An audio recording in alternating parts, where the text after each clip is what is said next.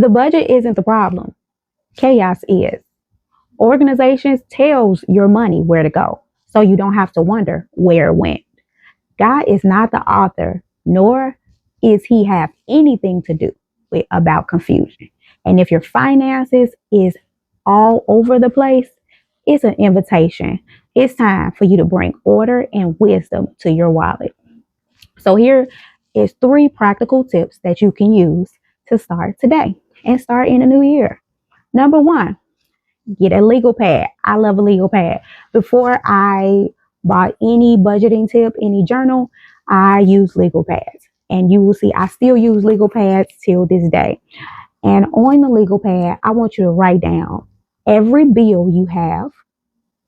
I want you to pick one day to go grocery shopping for groceries.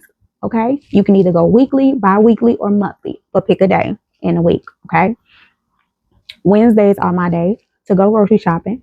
Next, I want you to choose one day a week to check in about your money. And this week, what you'll be doing, you're going to be looking at all your bank accounts on that day. You're going to be looking at what you spent. You're going to pull out your receipts. You're going to record your spending on a legal pad. I started there before I got any financial journals, even before I created my own.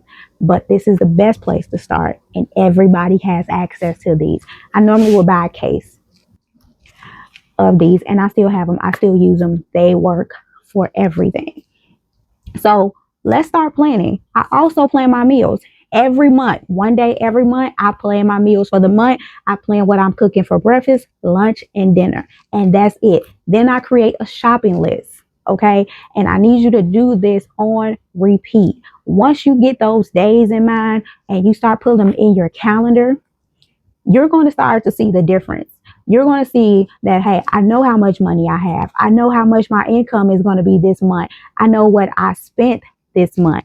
And be intentional. God wants you to make intentional steps this year in 2026. You don't have to live a life that's all over the place. You can get order and you can have wisdom, not only in your life, but especially in your money.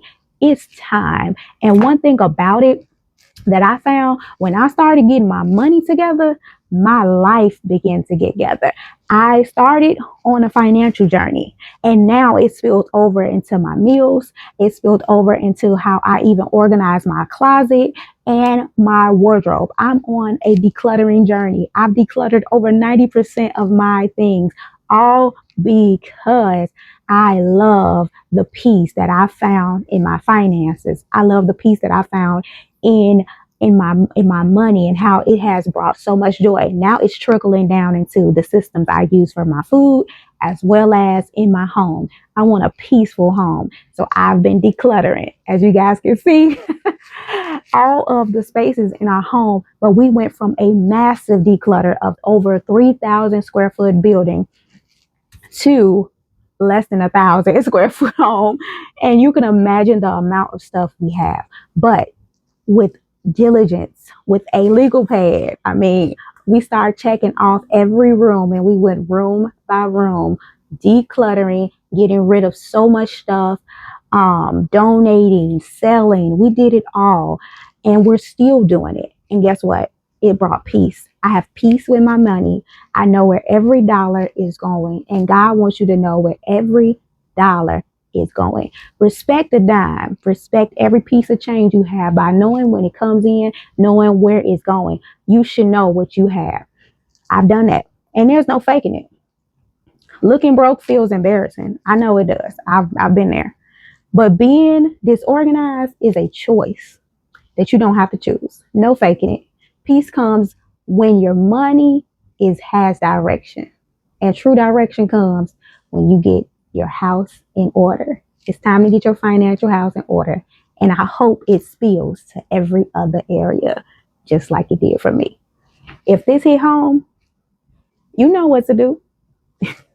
Hit like and subscribe, and I'll see you on the next one.